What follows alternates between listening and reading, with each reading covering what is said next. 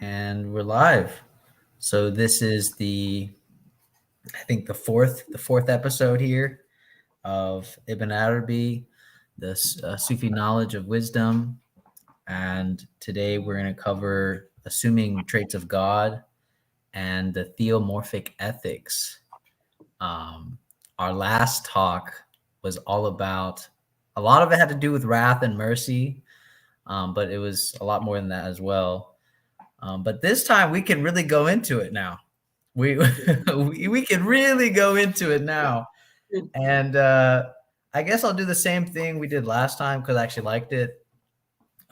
Was talk about what specific line stood out to you, and what kind of gave you a lot of thought.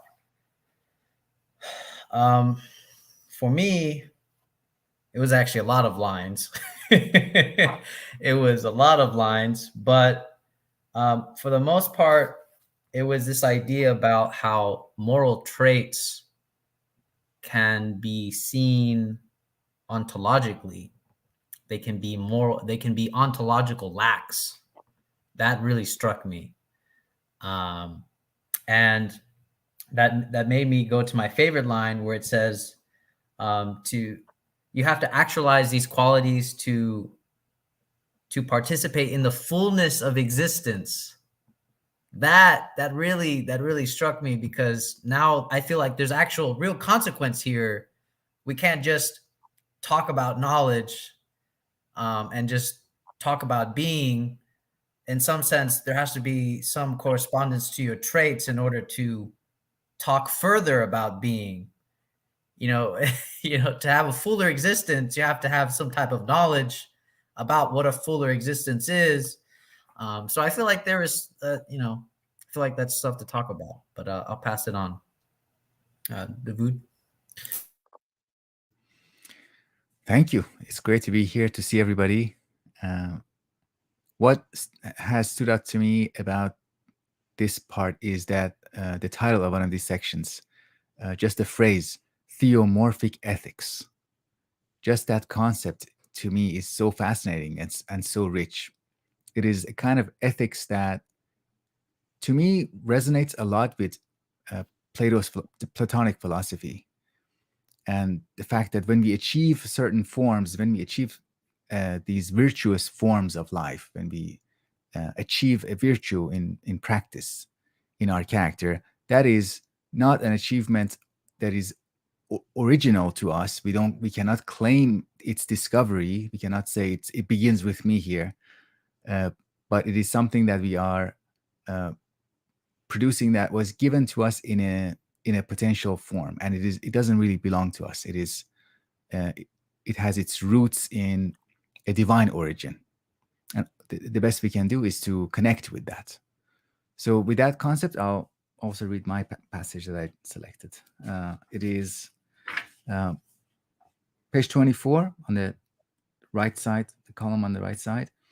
The only thing a person can ever claim for himself or herself is non-existence, which in religious terms is to be God's servant.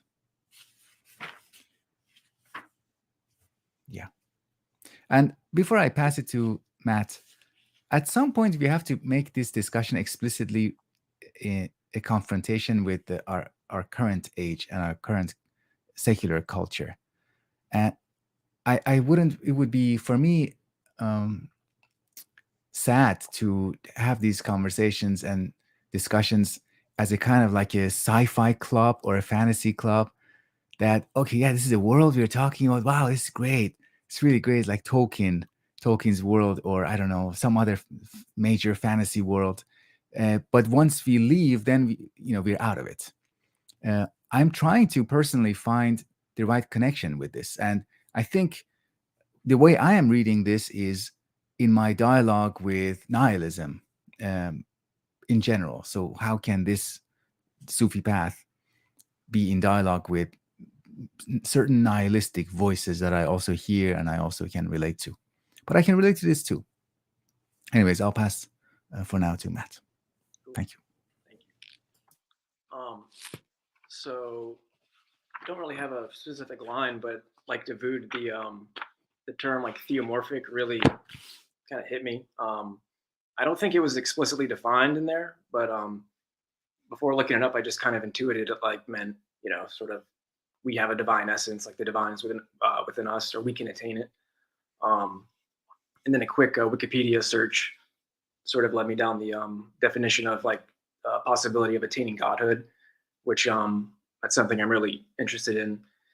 And of course, like relating it back to how this relates to my life. I think I've mentioned it before, like my sort of disposition to like organized religion. Like I was raised like strictly Catholic, like hardcore Republican Catholic, like bumper sticker religion kind of stuff. Like just kind of um, I don't know, like a vulgar, like exoteric more interpretation of religion. And I don't know if I mentioned I live in the Holy City. Like I live in Charleston, South Carolina, so there's a church everywhere, right? So that's something I'm constantly confronting, right? And then this whole book, like the opening line was, "What's the task?" Right? It's finding God. So that's where I'm at with that. Wrestling with how I interpret religion from my upbringing, and then so yeah, I think I might leave it at that for now. I got some more notes, but I think I'll leave it there for now.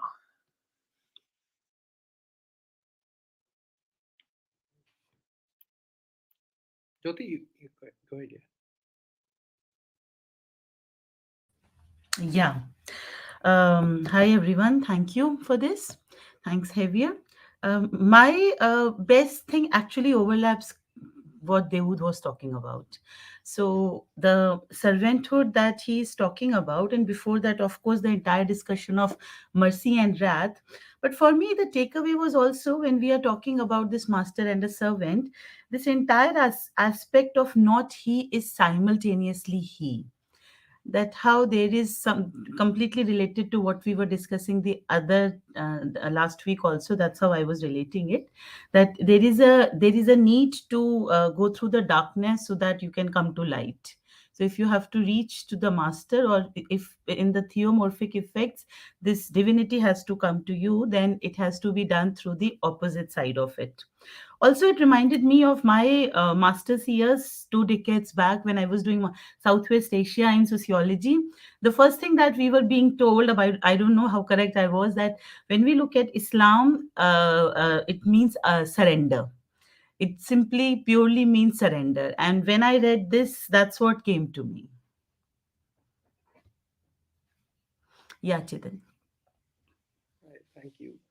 To me, actually, when Jyoti's point about surrender actually is extremely, I think, important in some senses. But from continuing from there, I'm very interested in the way he's using the idea of names personally, and I was interested in it last time, and I'm interested in it today also. And I started, the way he's trying to think through the problem actually is extremely interesting. It's extremely interesting apart from its other aspects in that sense. It genuinely has something over there which I don't think we think often enough about in that sense. And I sort of continue when you think about it, and I was trying to create this metaphor of outside inside, and why any relationship to outside demands a name. And here he extends that problem actually. And I can, if I can pick two paragraphs, I would like to pick two sort of separate ones. So one is of course on page number 25. Um, the divine names stand as a kind of bazak between oneness and manyness. Immediately you should, it's that sense one should get. There is but a single being, yet a name represents a multiplicity of faces. That being assumes in relation to the created things, the essence itself. Or being considered without the names is what Ibn al-Arabi sometimes calls the unity of the one. In contrast to being considered as possessor of the names, which is the unity of manyness. God, as such, taking both perspectives into account, is then the one many. Here, oneness precedes manyness, since without being, the many things cannot exist. In the same way, light precedes the colors, and mercy precedes that. And it's in the same way light precedes the colors and mercy precedes that. And that is where I think we can, we can connect back to our earlier discussion. There's another passage over there about the question of center that comes into it and how he's thinking about the center through this problem of names.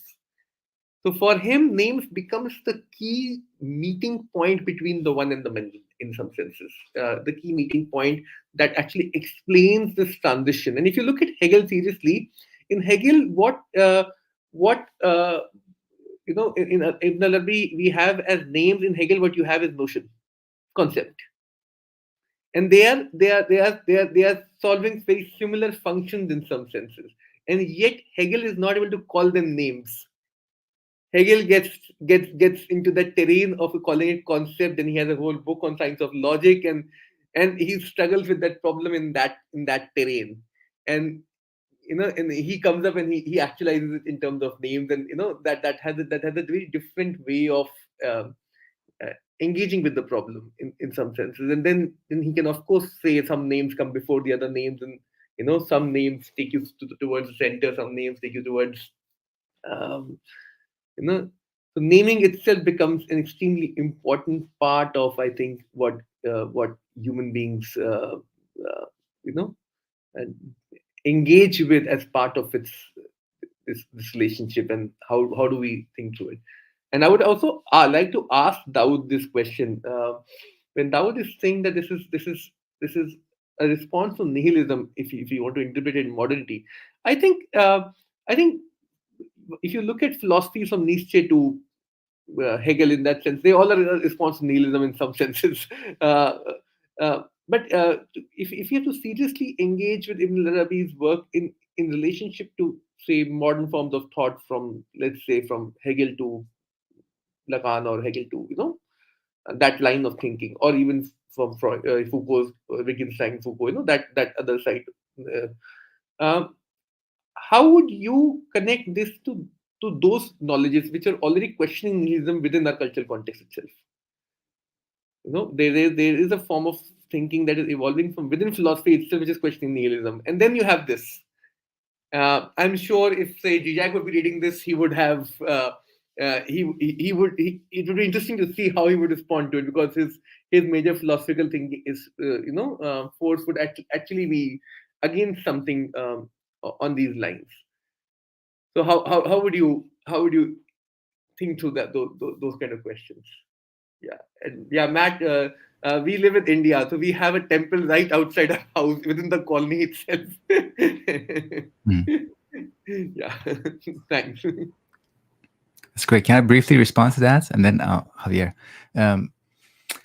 To me, the major difference in my mind is where the center is. The center in philosophical systems, even in Freud, and I think in philosophers like Nietzsche, Hegel, the center remains, if it is solid, if there is any solidity in it, it has to be within the human, within the human nature, what it can do, what it can be responsible for. But in this system, theomorphic system, we don't have that burden. The center is outside of us, and we are emptied. We are emptied of a burden, and our responsibility becomes something else. Our responsibility becomes to something that is firmly outside, and we can exercise and discover a kind of faithfulness in relationship to it. So that's why I said it brings to mind an idea of fantasy and the safety of a fantastic world and fantastic ontology, because it just makes things so much easy. The burden is much lighter, and because it's being lifted by something outside. Yeah. Thank you for the question, but we can return to it later on. Javier, please. Yeah. Well, I mean, that's what I liked about this passage, because what is it? There's a section where he talks about. I wish I could remember the page. I'm sorry, but there's a section about where he talks about kind of doing a similar parallel with wrath. I mean, with mercy preceding wrath, and he says the reason why God only gets wrath at a non-existent thing. Why would God have wrath at a non-existent thing? Is because out of mercy, he gave you existence, and you're not doing anything with that. So it seems like the struggle now is to actually affirm our existence, which becomes a very interesting. It becomes an interesting way to look at it. It's like, because I always like saying this thing where people say, "Oh, like, well, we're human beings," and I always like to say, "Well, we're assuming that we're human beings." You know? For me, I always feel like we're not yet human. But I guess for Ibn Arabi, you could say we are not yet theomorphic, right? We have to realize that theomorphic. We have to actualize it. So that's what really struck me when we talk about that. But what's interesting is that when we talk about Hegel, I often think about Spinoza first, and how Spinoza, he goes into this ontology in the beginning. He goes about, "Well, let me affirm God's existence," and then he goes straight into ethics, because that's like the most important part. Which it gave me such a crucial reflection about this, because it was like Spinoza saw this, that it was crucially tied. The ontology and the ethics were crucially tied to each other. And when William Chittick writes that assuming God's traits are synonymous with moral traits, assuming God's traits are synonymous with the names, God's names, that's when it got really striking for me, that they are synonymous with each other. But we have to think about this, like Jitan says, we have to think about this in terms of the circle and the way it moves in and out of the center, because there's a passage where, hopefully I can talk.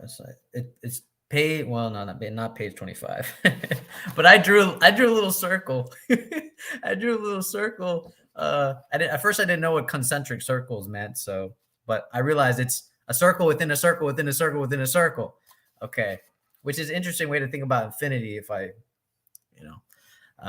Anyways, this idea about desire, and he uses example of desire and power being points on the circles, but they both play this passive and active role in contrast to the circles of either being closer to the center, which is the essence, or farther away. That is, for me, this is notion and object in motion. That's how I look at it, Chiton. I think this is notion and object in motion, right? Like this kind of like living just circle, just breathing in and out, and I think it's even better to even think about it like breathing in and out, like the circles are. But anyways, I've talked enough. I'll pass it on. Can I briefly say a few things about naming and attributes and the function of naming? I'm reminded of Jung, and maybe we can create a connection between naming here and Jungian archetypes or symbols. Because for Jung, symbols and archetypes serve a very important function in the development of the human mind, the human character. When you see a symbol and it really resonates with you and you feel like, oh, this is filling a gap. So I wrote a list of things that names that we use. So we might call someone a friend, or just you have a relationship with someone, and after a while you just say, okay, now you're my wife. That name changes, and it's quite powerful. It's a very powerful experience. Or you can call someone who inspires you a lot. You can say, you are my muse, or this person is my muse. You're not changing anything about the other person, but by giving that name, by giving that title, something happens. Something is affirmed. Something extra happens. Or you can other names like healer, or the God, he or she is my guardian angel. Like these are like things that we use or we might use, and then we can turn back to our text, the text at hand. Things like the generosity, forbearance, patience, forgiveness, and as looking at these as attributes of God, and then trying to embody these. The Jung connection for me is is for me is useful because it helps me imagine. Like you meditate on a name, you can meditate on a name that brings some magnetic energy for you. Like, oh, I need to exercise forgiveness, for example. Um, it's like using those devices that are metal detectors. You move your metal detector on these names and see which one will will give you the signal that, oh, there's something here that I need to meditate on. So that could be a function of the names.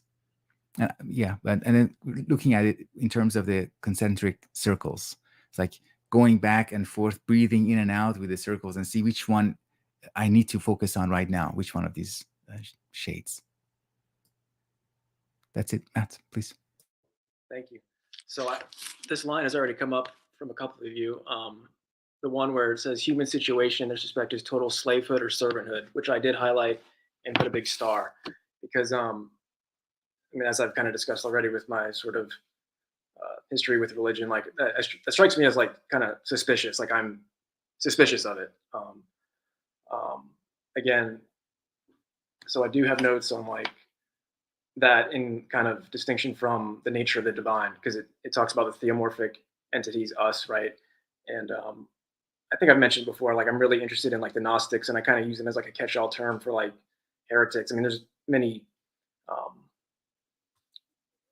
types, right? But there were two that I read in Francis Yates's book on Giordano Bruno in the Hermetic tradition. So there's like the optimistic type, which I like to affirm that we have like the divine spark within us, right? Kind of like this idea of attaining godhood, and the theomorphic aspect of it. And then the optimistic versus like the pessimistic side, where this kind of shows up maybe in, I think, Plato, maybe, where the world is sort of a simulacra put there by the demiurge, and everything is like a counterfeit. It's not they're opposite of the divine being within us and all that.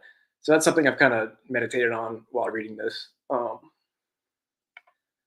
again, I'm kind of disappointed I missed last week because you guys were talking about wrath and all that. Because I can kind of relate. I don't know if you guys read like James Joyce's Portrait of the Artist as a Young Man. There's like 20 pages where it goes on and on and on about the main characters. Like I think it was like on a retreat, some like Catholic retreat or whatever, and like I think people might have been shocked by it, but for me, I was like, oh yeah, it kind of makes sense. I feel like I've experienced that somewhat. So, yeah, that's kind of where I'm at with that. Let's see. Yeah, I'll leave it at that for now. But yeah, thank you. Yeah, okay. So yeah, Matt, you really did miss last week. It was good.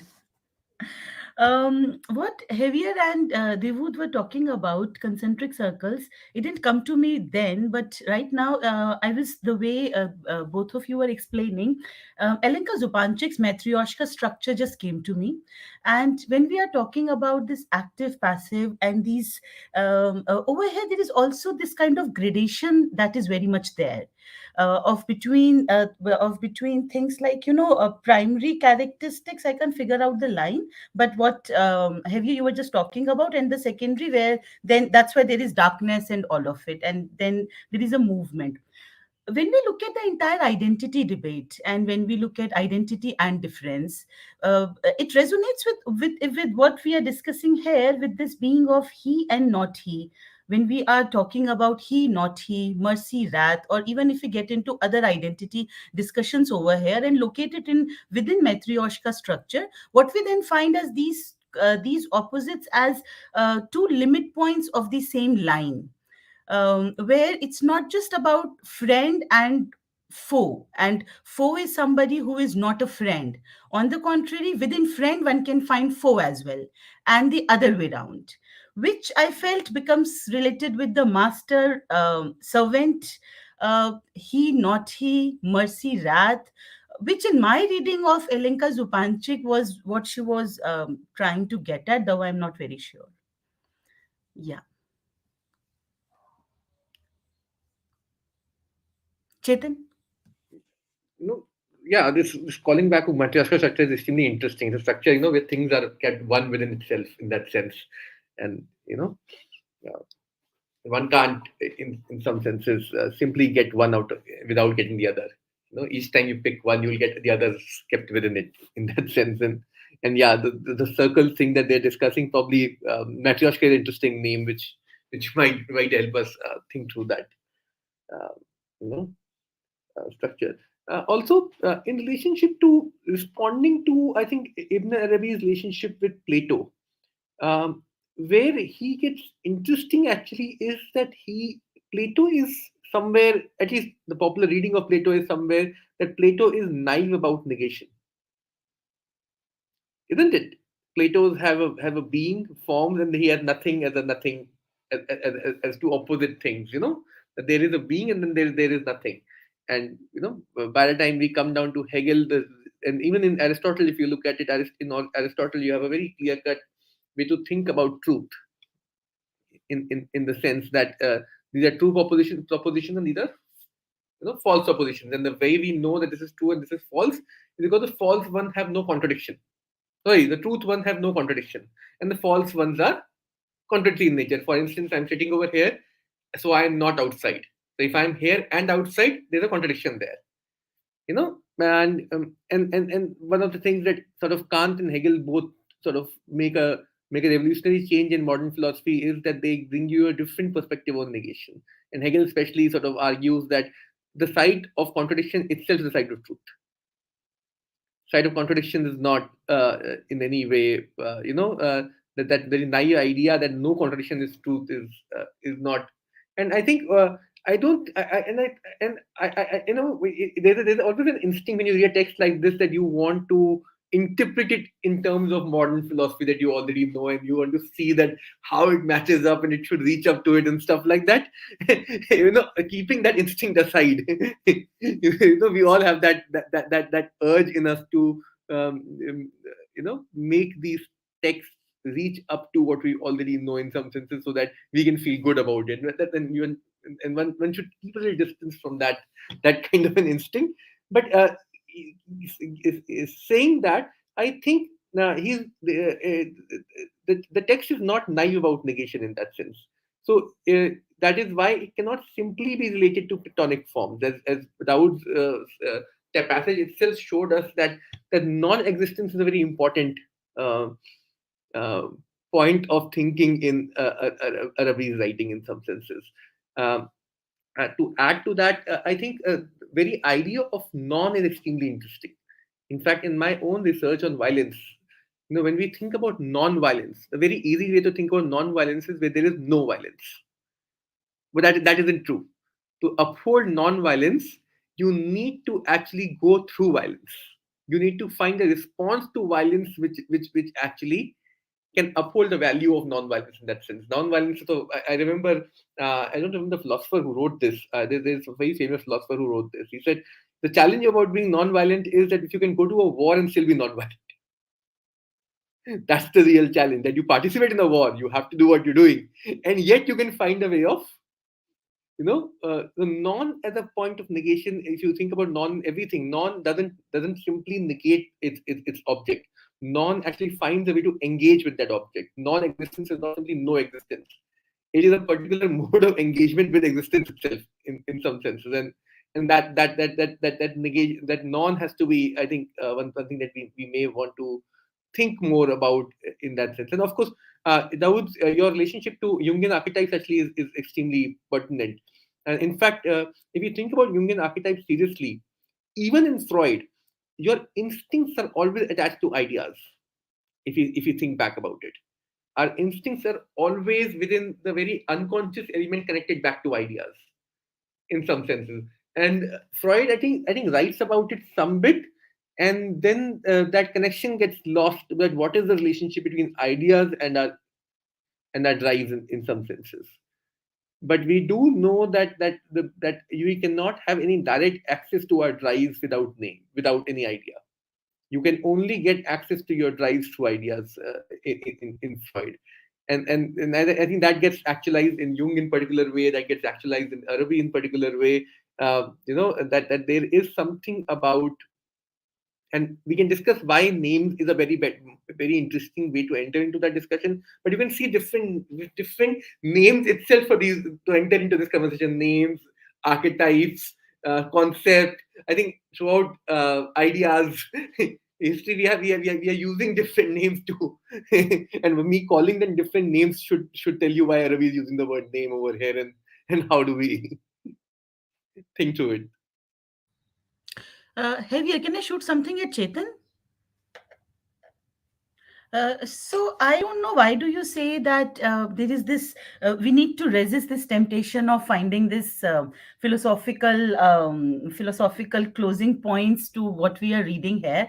My reservation comes from the fact somebody like me hasn't really ever delved into these texts. When we are reading something which is unfamiliar, we are trying to point out, locate certain familiar zones for us, which could give motivation and which could also give you a zone of comfort or a familiarity to be able to understand. Moreover, going by, I mean, if we look at the hermeneutics of subject of Foucault, which I think is a great text, where he's starting with philosophy. For him, the break is not between science and spirituality. On the contrary, the break came between philosophy and spirituality.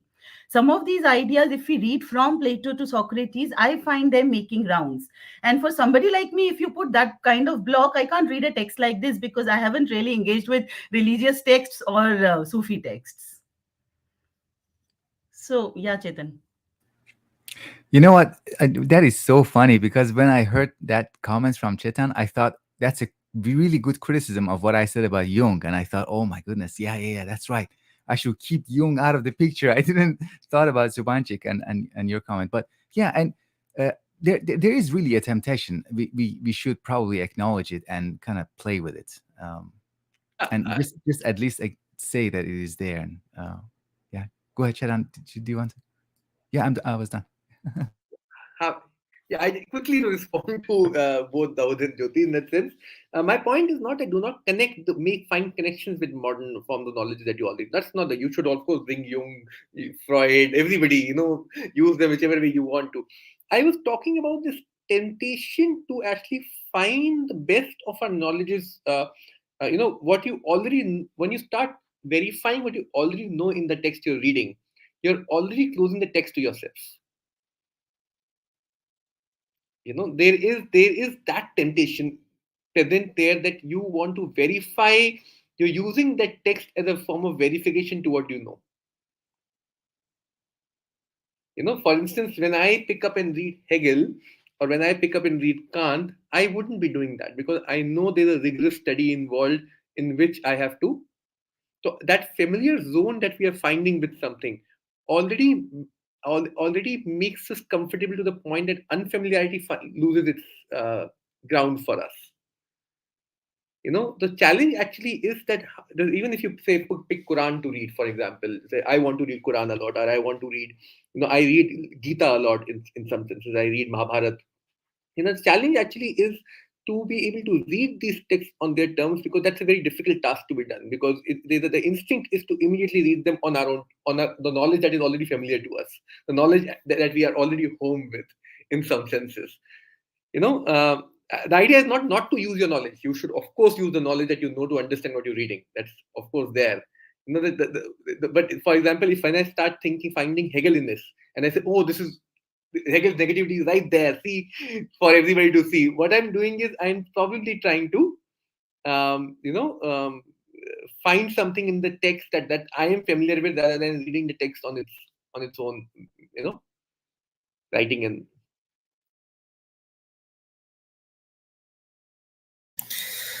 what's funny about these responses is that I see the interchange, and I actually see the interchange in the text itself. When it talks about the two aspects, right? Chetan wants us to be the servants to the text, right? Servants to the text. And then the other aspect that Jyoti brought up is that there's this similarity, there's this loving kind of devotion to what we already know as well, and find the familiar, right? Like, it's so funny that I saw like right before my eyes, Chetan and Jyoti embracing both of these aspects in one conversation. But it's important because it also reminds me of how you can't ignore one without the other. Like, you have to embrace both, you have to go through both.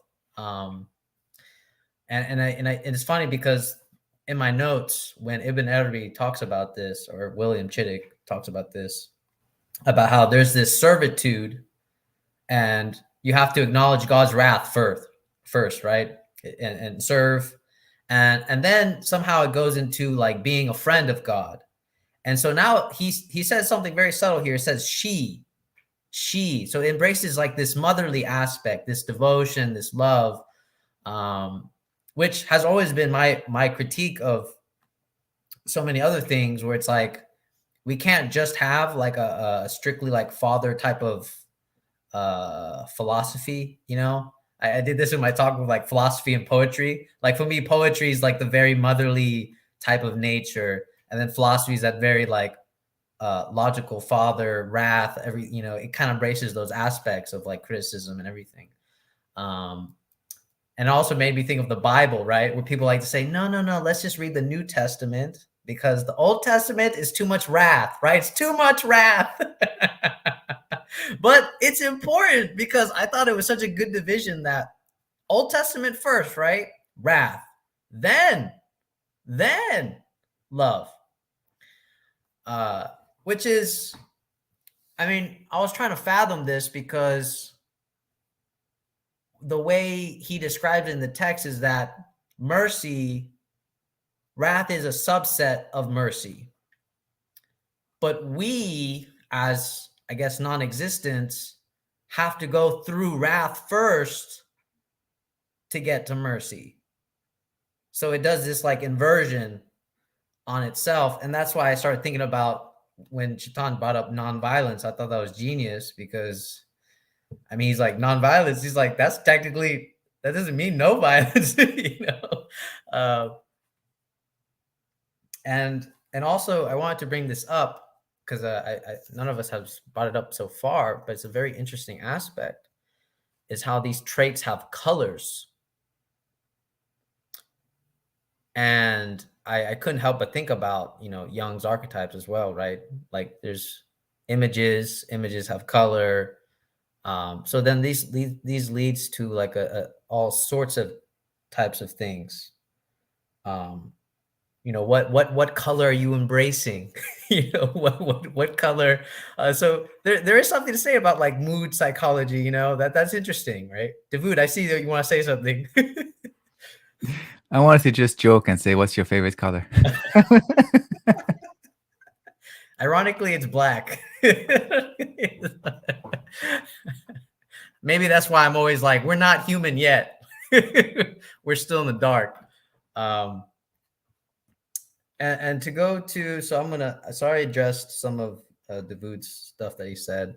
So Matt, when you're talking about servanthood, I think there is this kind of like, I know that you were like, having some resistance against this, but I think there is this climb, and I think Korban gets into this climb where I feel like it's going to be servanthood, then friend of God, and then it's like beloved, or like you're like lovers basically, right? You are so close, you guys are like lovers or like the same. Korban gets into that, and that's basically his entire book. But yeah, I just wanted to respond to you by saying that. And then also the term Muslim, I think a lot of people forget, because I remember they taught me this, is Muslima means servant, if I remember correctly, or like it's like you serve God. That was that's the original name. Like that's like the intended universal name. And that's why when Muslims would tell me, they would say, oh, well, everybody's Muslim. They just don't know it.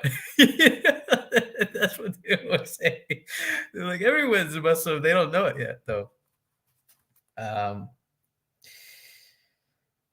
Yeah. So I think I'll pass it. Great. I wanted to say there's something still lingering in my mind about that comment about not replacing the present text with other texts. And I just want to say, I don't think there is much danger of that in our group, in this group here, because I have met people like that, and you can say a lot about. You can always say a lot based on the person's tone of voice, more so than what they are actually saying. And there is that tone of voice that I also hear sometimes that is, oh, so basically Ibn Arabi is saying basically is what I already know. You know, that's that basically essentially he's saying something that is confirming what I already believe. That's a tone that is moving away from the text and kind of trying to find reasons why we should not continue to read, or doesn't it's not paying anything extra. I wanted to also talk about Matt's comment about servitude and being a servant, and I think the contradiction comment was also a clue to this. Being a servant of someone who is not a human, who is not a living being in a natural sense, could be the only way of getting out of servitude. I mean, being a servant of God and knowing that he and not he are the same, and we cannot find him, or nobody can understand what God is and all the essences or all the attributes and the essence of God. That essentially is a way of getting out of servitude and not serving anything in this natural world, in the world of bodies and experience, concrete experience. And I was also reminded of my own the branch of Islam that I grew up in, which is Shia. In this form of Islam, we have, in this tradition, we have the final Imam, who is absent. We say he exists, but he's just out of view, out of sight, and we say things about him like he is the friend of God, but nobody sees him. So that's a really interesting relationship, and there's contradiction in that. And I find that so much more interesting than pointing at a person and say, okay, this person is who I will listen to, and this is my guru.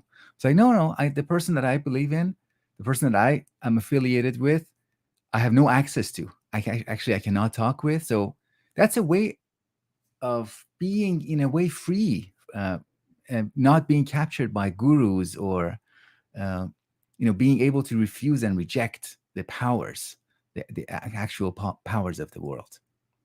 So that's the way I think about it. The other thing I wanted to quickly mention about colors, and the other thing that I really, for me, stood out in these 6 pages, is the idea of this whole life as, again, this movement of differentiation, individuation, and then return. We are supposed to return.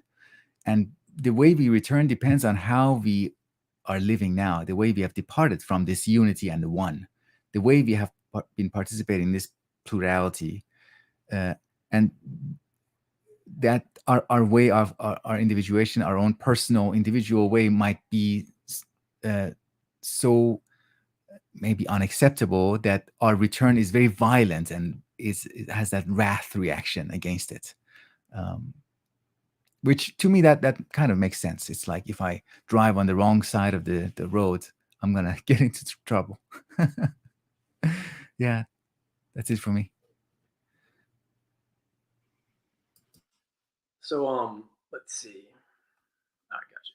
So even though I'm kind of suspicious of kind of the things I was talking about, is it to submit is what Islam is, or I think that's the translation I heard once, which again I'm suspicious of, but I'm not necessarily completely at odds with, because reading this it's really kind of shifting my perspective a little bit. One thing I did want to mention that I forgot to earlier, when I was talking about the Gnostics and the notion of the divine being within, is there's a certain interpretation of the Genesis story, but it's like a reversal, where the snake, the serpent, is the liberator figure, and Jehovah God, he's the demiurge, he's the bad guy. And ever since I heard that, it always struck with me. And of course, it's probably reactionary against my Catholic upbringing, this and that, right? Kind of rebellious, this sort of Promethean reaction. But I don't know. I kind of dig it. I like it. And again, from what I've noticed in reading this, there's a real reverence for knowledge, right? And that's something else. The serpent can be the liberator figure, the one who brings knowledge, right? If I can remember correctly, one interpretation was, where Adam and Eve are ashamed because they're naked, but the idea was they're naked because they're slaves and they don't know they're slaves, and that nudity was a form of slavehood, right? So the serpent showed them that, right? So this whole mythos around that I find sort of liberatory, interesting, and like I think I'm coming around to this though more and more. I don't think it's necessarily at odds. So yeah, that's all I got. Just to think further about our relationship with the text over here, I was thinking that it's also to do the fact that we do need certain familiar zones, which is then connected with the grammar that you need. Once you have a grammar, there is a certain vulnerability that you need to have, not just to a text but even to the concepts, even to the field. If like as ethnographer, when I enter to the field, I need to be moldable. If I'm not moldable, I cannot grasp the field. But even to be moldable, there is a certain grammar that I do need so that I can fathom the field, I can understand the field. And as all of you were talking, I can see this resonating in the text also.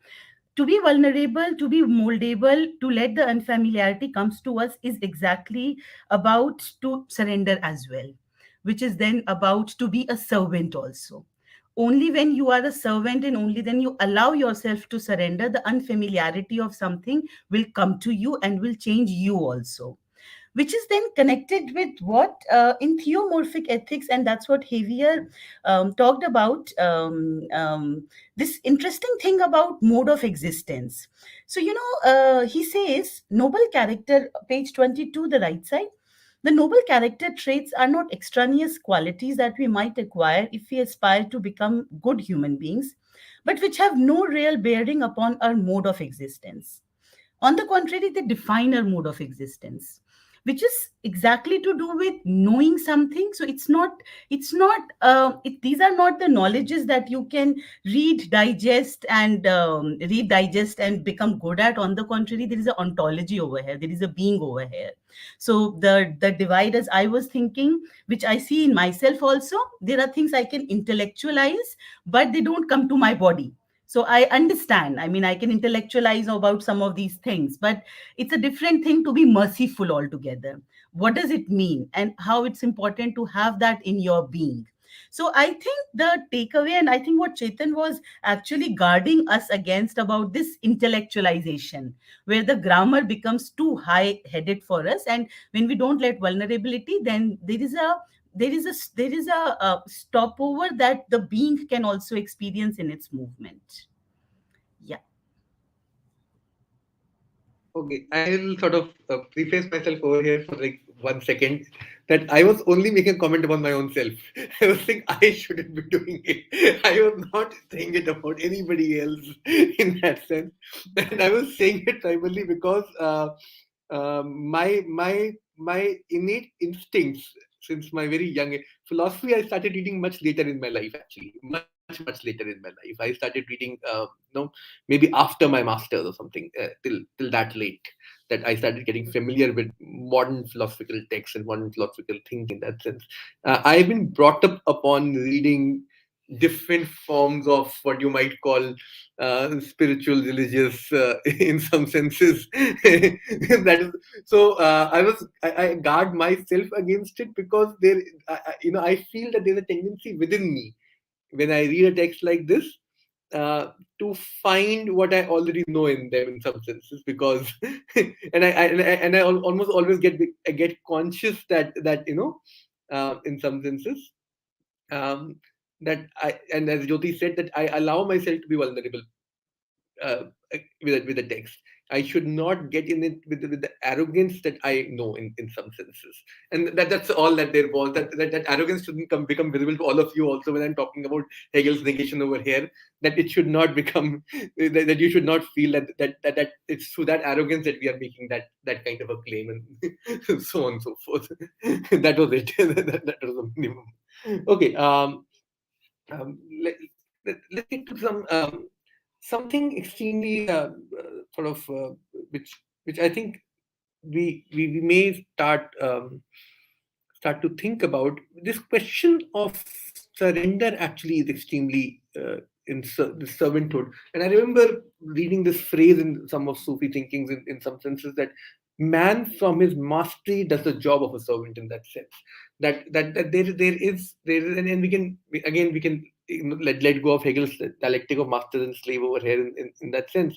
But there is a very interesting aspect of surrendering or being a servant in which this other side also becomes visible to us.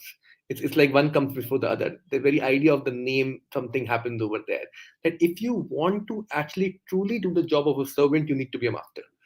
There is else you'll always be resisting the very idea of being a servant in some senses. Else you'll always be resisting surrendering in some senses. How do we think through this kind of a structure of surrender, where surrendering is not immediate or natural or something of that nature, where surrendering demands us to, surrender doesn't happen, okay, I surrender. It doesn't happen in that sense. Surrendering actually demands a certain kind of work built into it. And it's that work which actually slowly, in some senses melts us from our own being in that sense, melts us of our own non-existence, and we truly find something over there, as to these things, there's something ontological, and so on and so forth. How do we think through that aspect of, I think, I just wanted to sort of think through that question of what does it mean to be a servant in some senses? And I don't think we have very good way to think about it. Yeah, I'll just. But you know what? I think we do. I think we do, Don. I think we do. Because you gave me the clue there. Let's think about moral traits, right? Because this is something that I've talked about Dawood before, right? Anger. I often feel like I'm a slave to my own anger, right? But I have to learn to be a master simultaneously of my own anger in order to go through past that. I know it probably doesn't answer your question completely, but I feel like there is a little chain that we can follow there, because it starts with traits, right? Realizing, I think we can start at the traits that we do have, because it would be realizing that I am a slave to some, and I am a master to some. And so there's this constant dialectic between like realizing that, well, how did I master this emotion? And how come I'm a slave to this emotion? Or how come I'm a slave to this trait and I'm a master over this trait? So it's like simultaneously, I know within myself how to be a master and a slave to my own traits, to the variety of traits that I contain within myself. And I guess it comes about actualizing which ones am I a slave to that I need to become master over. But then there is like a certain right way and a wrong way, right? There's a right way and a wrong way, because it says in the text, and we talked about it a little bit, right? Where it's like, they brought up the verse about Satan being like, oh, well, I have more light than the human being. I'm made of fire. So I think this is a perfect example of Jung's notion of God inflation, where the person assumed one of God's attributes as, was it magnificent or like majesty type of attribute? God inflation is that consuming of his name of majesty and attribute, and see how it completely got out of order, because that is the wrong way to go about the name, the wrong way to go up the hierarchy of the names. So there is that danger that I like in the text, where it almost solves the problem of evil, in my opinion, because evil then would just be a misordering of the divine names. You have it, and there's an example in the text where it says, too much justice is tyranny. right? Too much. I thought that was brilliant. That was brilliant. That was really brilliant because, and then it shows too much forgiveness brings chaos to the world. That was also brilliant. I mean, that's a whole nother way I've never thought about thinking in terms of the problem of evil, you know, because the problem of evil is exactly how Jung explains it in the Red Book. He says, there is good, but once good loses its force, it turns into nothingness and it becomes evil. Right? So why is there evil? Is because we are trying to maintain a force that is no longer there. It's gone. Right? So that, at least that's how I understood it in Jung's Red Book. So I will pass it. All right. Let me say a few things about the question of submitting to something, what it means to submit to something. When there are two sides in a conflict, when there's like a drama going on, we can say one side can submit to the other side, or there's a neutral point that can submit to either of these two sides of the conflict. But in a different sense, we can say that just to participate and admit that there is this conflict and recognize the enemy, recognize the opponent, would itself be a kind of submission to the conflict. And Matt said something about the story of creation and how God, as I remember the story, God created Adam and Eve and then asked all the angels and jinns to kneel or to bow to them. And this one guy stood out, actually quite brave, very courageous, and independent thinker, we might say. He said, I'm not going to do it. Why should I do it? I'm made of fire. And God didn't explain in the story. He didn't say, oh, because he has these characteristics. He said, I know something you don't know. And Satan, of course, he made the next logical move. So we can say that Satan was produced like in this principle of, I think it is called enantiodromia. Any process will create its opposite. Hegel works with this too. That God's creative act, in a sense, is responsible for the emergence of Satan, for the emergence of that opposition to it. And they both submit to that drama. Without that drama, without both sides, we don't have that whole story. Which is why it's really the true way to resist, the really genuine way to not be nonviolent is to be at war and not take a side. Because a war or an open conflict between different sides is a place where it is most difficult to not submit to that drama, to that conflict. And that's where, if you truly want to be nonviolent, if you don't want to be collected or recruited by one of the sides, that is a place where it could be manifested.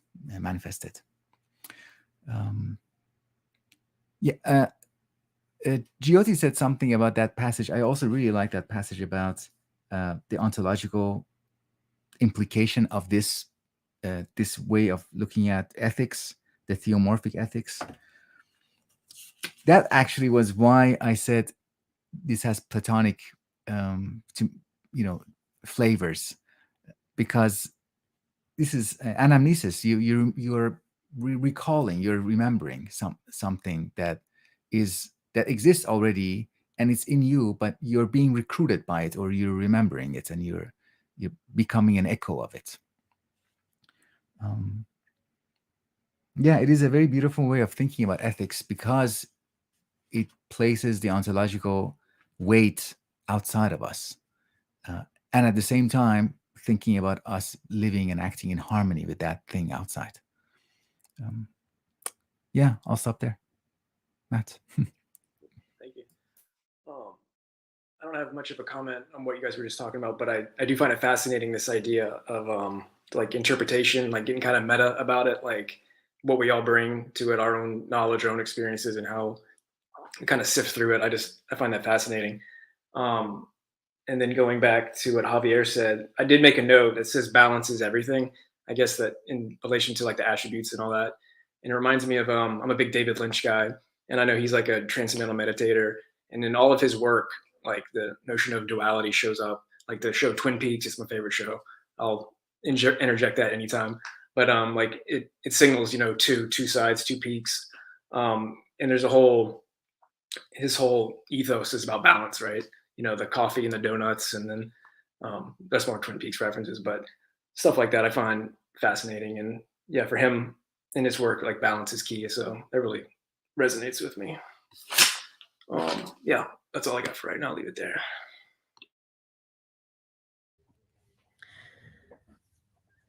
I was just thinking. So when I read this passage on page 24, the right side, what Javier, you were also pointing about towards Saturn, and I wanted to stop. When I was reading it, I did not want to comment on it in this forum, but after listening to you, I would be more audacious now. So, evil is something that generally I think we all think about. We all see evil around. We all see evil inside us also. And when he's saying over here, the sin of Satan was to perceive that the light within himself was more intense than in Adam. And then when you were saying that evil is about when goodness leaves its force, somehow, or maybe that's how I understood it. Somehow I still can't wrap my head around. I still can't process evil, because when I see evil in me, when I see evil around, there is a pure energy. You get much more energy with evil than with goodness. And it's just an existential question for me that I did not find the answer from these pages, but I have not like really read such important texts in my life, so I really don't know.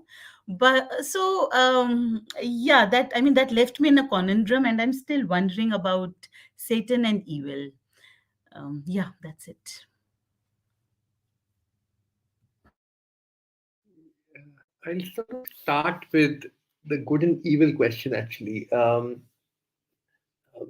and Jyoti has done some very interesting turns to it. I remember reading this novel called it's one of the novels from Doris Lessing's Shikasta series. I think third book within that series. First is Shikasta, second is Marriage Between Heaven and Hell, and third I don't remember the name. I'm just forgetting right now. And the third one bit in that series. That Doris Lessing is a very interesting author, because you guys might be interested in her because she was a student of Idris Shah. So she was studying Sufi mystical writings very, very closely, and while she was writing these novels, and the novel sort of is extremely interesting, where this character, this which represents in some ways metaphorically, the idea of the human being, which is conflicted between the evil and the good. The evil is called, if I remember, Shamat, and the good is called Canopus. So This at will be some an point, experiment. serial experiments, yeah. So at some point, the character asks a person from Canopus, the character asks a person from Canopus that you are so powerful, why don't you just go and kill the Shamat? And and the Canopus person responds, and that response is extremely interesting, which is where I wanted to get and give you the story to context to do that. And the response was, you don't understand what Shamat is. Shamat is not this other to us where if we go and kill them, the story is over. In fact, Shamat is a tendency that each time you go out to do something good, you'll have to find it over. You will find him over there. It is not something that you can simply do away with. It is something that anybody who wishes to achieve something bigger than himself, who wishes to do some good in this world, would have to confront within the very activity of doing good. If you go and do good in that naive manner, you'll realize that it will slowly become evil. Whatever good you want to do in this world, it will always end up. And I don't remember the exact quote. I'll find it in 2 minutes. It would be there in my book. Would have marked it somewhere. But that it is that tendency we are looking at when we're looking at evil. That's something we need to be very, very clear about. That evil is not. You can't do away with evil in search of good. If you're actually searching for good, you have to understand that good and evil come from the same tree. They have the same roots in many senses, and that's I think the difficult thing to think about evil in some senses. And that's what I think Ibn Arabi is asking us to think about names in that manner, that we have to think about them not simply in terms of one or the other. And Jyoti's point of matter structure is very important here, where most of the times one goes through the other, one is already implicated in the other, and so on and so forth. So if you have true generosity, you will be able to find justice. If you develop generosity within yourself, you'll be able to find justice. If you directly try and find justice without generosity, you'll become a tyrant. And you see a lot of people getting into this kind of a structure. On the flip side, if you have forgiveness, but if you not develop the capacity to discern justice, your forgiveness will immediately turn into, something else in some sense. And that kind of a discussion is what we are looking at. And there's a tendency in our very intent to good to become its own counterpart. No matter how great intentions we have, we'll always find the evil as the motive force standing right there for us to confront. And then it's a question of how do we engage with it? How do we actually find some kind of courage to use that as a mode of walking forward rather than something to push us back, and so on and so forth. This is a very important point, because we have to keep in mind that there's that relative dark and light. Remember, in one of the passages, it said that even the angels are dark in comparison to God. So it shows that there's always that nothingness, or we can even say evil there, in comparison to God. So there's always that relativity. You could say the failure is exactly what Satan did, right? Where he did some kind of absolute one-sidedness, where he's like, well, he didn't see the other in himself. He didn't see that he was also dark in comparison to God. He didn't see that. That's what he didn't see. But actually, to respond to Jyoti's question about the energy, and I think that was a very good point. On page 25, it talks about dispersion. And so I'm gonna read a quote here. It says, "Where is mercy with being, light, knowledge, unity? Where is wrath with non-existence, darkness, ignorance, multiplicity, dispersion? The dispersive movement toward the periphery is a positive creative force. Without it, light would not shine, and the cosmos would not come into existence. So I think that kind of answers like why there's this like energy. For me, it sounds like creative energy, really. I mean, what do we do with wrath and when we're angry and everything? There is this sort of creative force in it, right? Men build armies. They build tanks. We advance technology. So there is this real creative force in evil, because it is it comes from the same thing, like Chitan was saying. And I thought, I'm actually really thankful that Jyoti brought it up, because I was meaning to bring it up eventually because I couldn't wrap my mind about this dispersive movement being like a type of creative positive act. But of course, as usual, when we use the metaphor of light, it actually makes a lot of sense. In order for light to really shine, it has to disperse its molecules everywhere. So that really shined on it for me. But yeah, I don't know. I thought, again, I knew we were gonna get into the good and evil talk, but it shows that the one thing that society doesn't understand is that it's not a dichotomy. It can't be looked as like a rigid dichotomy. It is a movement. It is a living and breathing movement. It has force. It has creative force. It comes from the same source. So this is what I think typically upsets me with, some philosophy, where I feel like we talk about static concepts, but we're not thinking in terms of like the way it actually moves. I think Hegel had put it perfectly. He said sometimes we are just describing the movement of describing and not the actual thing. This is on the chapter of reason, actually. So, but I'll pass it on. Just take 1 minute and quote her over here, and so that discussion can go. So this is, as I said, Shamat is the evil, cannabis is the good. You can very simply put it like that. Fine. So she says this. At this, he laughed, the cannabis person. A real laugh. What is Shamat? He says, Shamat is this. If you build a city perfectly and exactly so that every feeling and thought in it is of cannabis, then slowly the chords start to sound false. At first, just slightly, then more and more until soon the cannabis nature has gone. It has slipped. It has fallen away, like me. And if you start again and collect together, let us say 10 people and teach them cannabis, if you can, then that is still all you can do because Shamat rises up and strikes back for the 10 of cannabis nature. There will be 10 times of Shamat. The 10 you cherish, if they do not fall away like me, and if you say love, then love is the word. It is love, yes.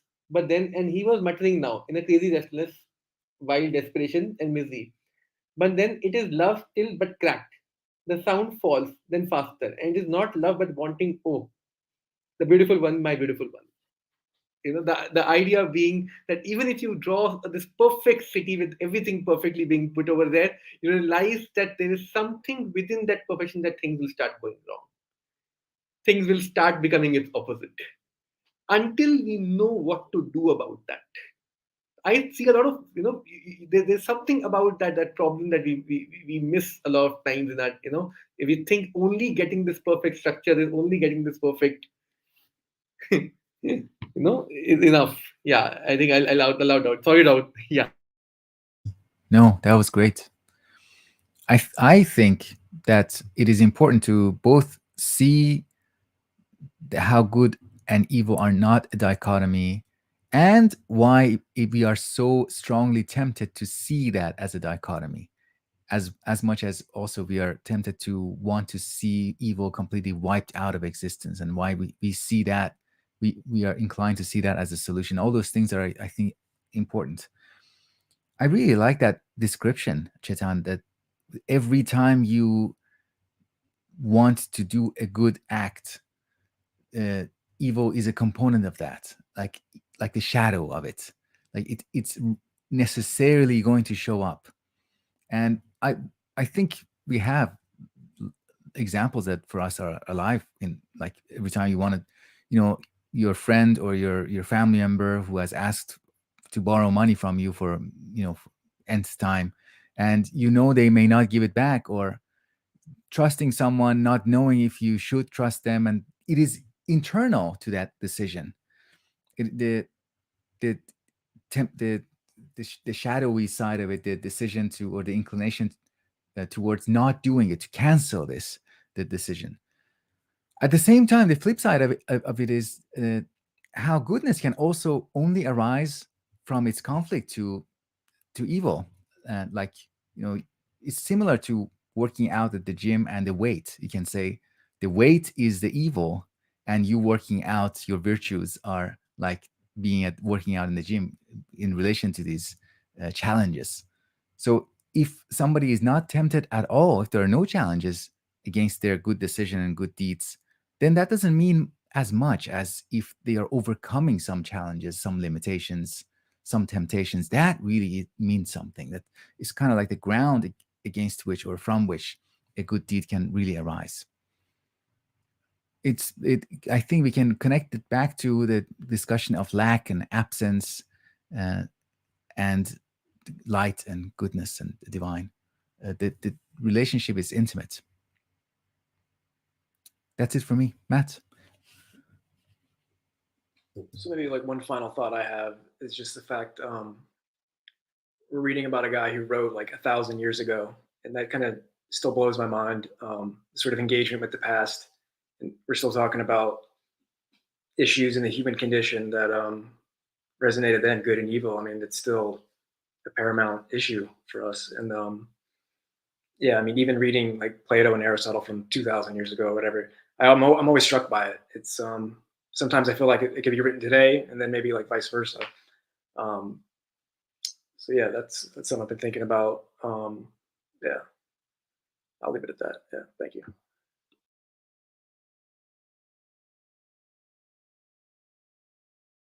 Yeah, Chetan, you can go.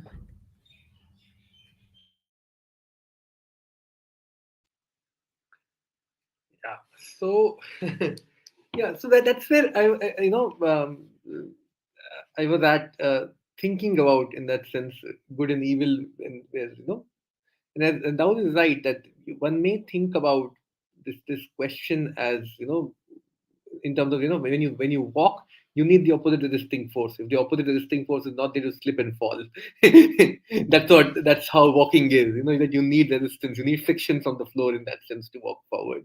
And one can think of it in those terms, but I find this very naive way of thinking about evil prevalent in our very power structures, where we think that simple elimination of what we consider evil is a solution to the problem in some senses.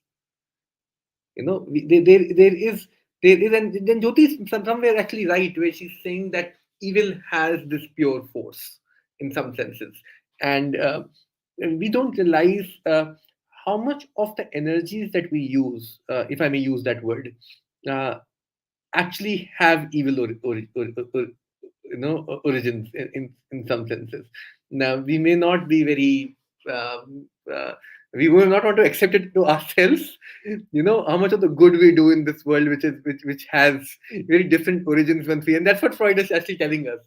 That is what Freud is. What you think your intentions are, they aren't that. If you really look at yourself seriously in some senses, and there is a tendency in our times to actually not acknowledge our own shadows in some senses.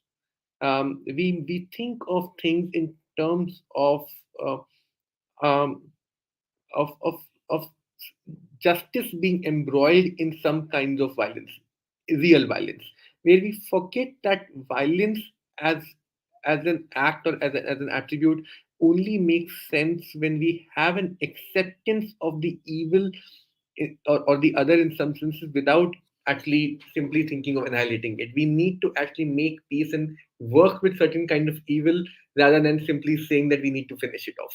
Because each time you finish it off, something new will emerge from within yourself itself. Each time you think that the solution is to simply kill the other person, or kill for certain forms of life, if I may use that kind of Wittgensteinian word over here, you can kill certain forms of life, expecting that now your world will be all great. Now your world will be all pure. You'll realize that your existing structure itself reorganize itself in such a manner that something new will emerge. Because this way of entering into this problem itself is a problem in some senses, and that's what I think what Ibn Arabi's idea of names and center can actually make us think seriously, that this idea of center is exactly this question, that we need to be aware what is pushing us away from the center.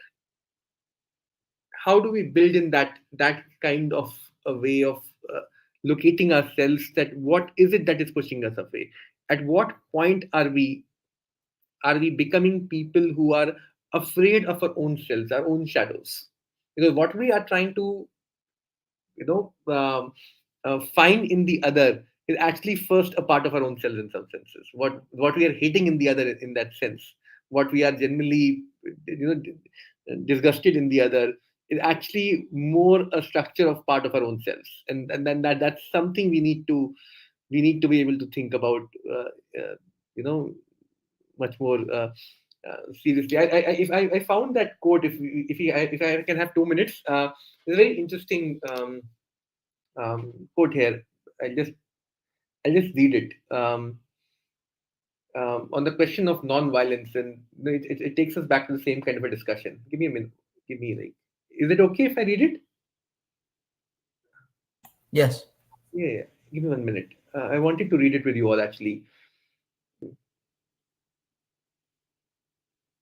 I just found it and I lost it.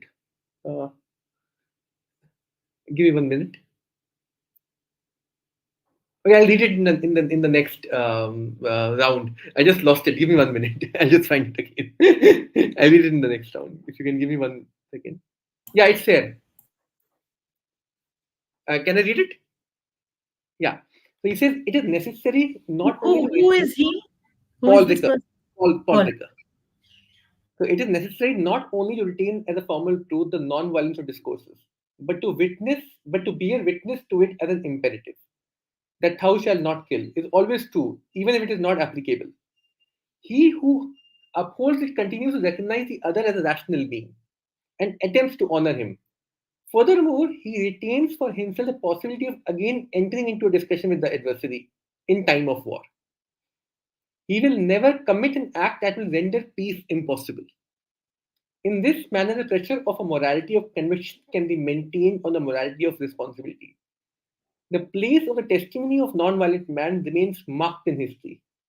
By his out-of-place, untimely gesture, the non-violent man bears witness for all men to the goal of history in violence itself. So, how do we think through this engagement with non-violence, which actually is not simply saying, I will not do any violence or I will not do any evil, but this form of engagement where you're saying that I will not render peace impossible. I will not render the space of good impossible just because there is evil. I think that is where human spirit resides in some sense. And that's something we need to be, somewhere thinking about that in what ways do we make peace impossible? In what ways do we make good impossible in that situation? The problem is not the evil itself. The problem is making of the good impossible, making of the non-violence impossible, and so on and so forth. Yeah. You said making the good possible. Is that what you're saying? Saying making the good impossible. Oh. How do you act in a manner in a world where you make the good itself impossible?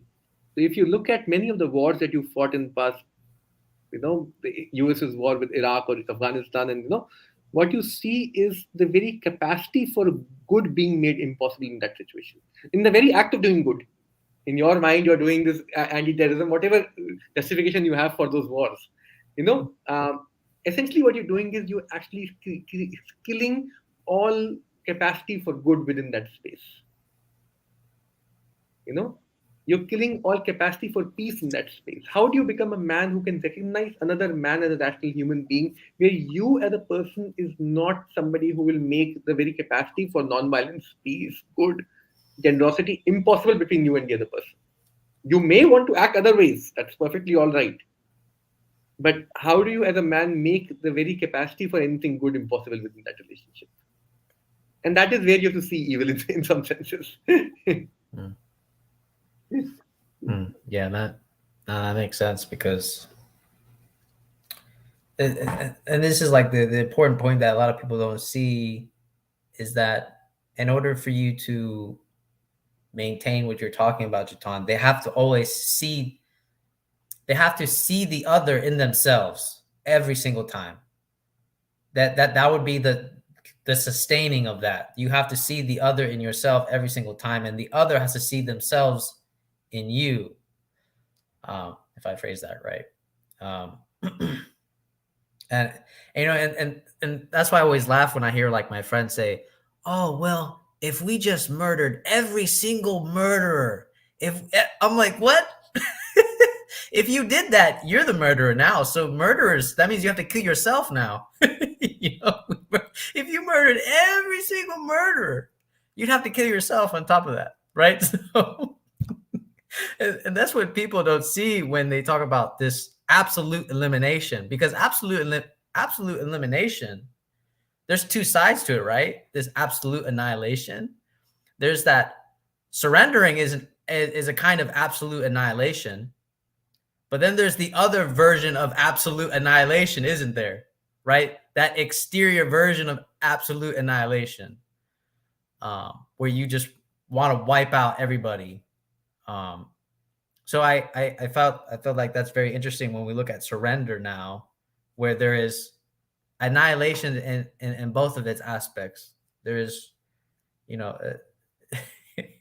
So, and that's why I like the line about that evil, or has to do with this sort of multitude, dispersion. There's so many things about this, acquiring money. This is like multiple, all these aspects of difference, of multitude, and failing to see the unity of it all. That's why I like the line that says unity precedes multiplicity. So until we can manage to see that, and of course the trouble is always doing that with ourselves first. and this is why I kind of like Jung, where he's like talking about like this sort of individuation, and like Freud in this too, where it's like we have to force our ignorance of things. We have to encounter our ignorance of things. And the unconscious is probably the biggest darkness, right? It is the biggest darkness. We are so ignorant of it. And so it's this constant battle with that, which I like when we look at it that way. So there's a real path to follow when we even follow psychoanalysis in this sense too. That psychoanalysis doesn't get rid of the symptom, right? I think, was it Lacan? He doesn't quite get rid of the symptom. So I think there is something there to say about that, Chitan, about the impossible. Making good impossible would be to stay with the symptom, right? All right, I'll pass it on. What I love about that statement is trying not to make the good impossible is inevitably, it also means not making evil impossible. What we are doing is we are committing to not make anything at all. We shouldn't make anything impossible in general. I think that's the attitude. And it linked me back to the beginning of page 22. Here we read, every religion has its moral character, and the moral character of Islam is modesty, or al-haya in Arabic. And my understanding of haya or al-haya is kind of restraint, having restraint and being unsure.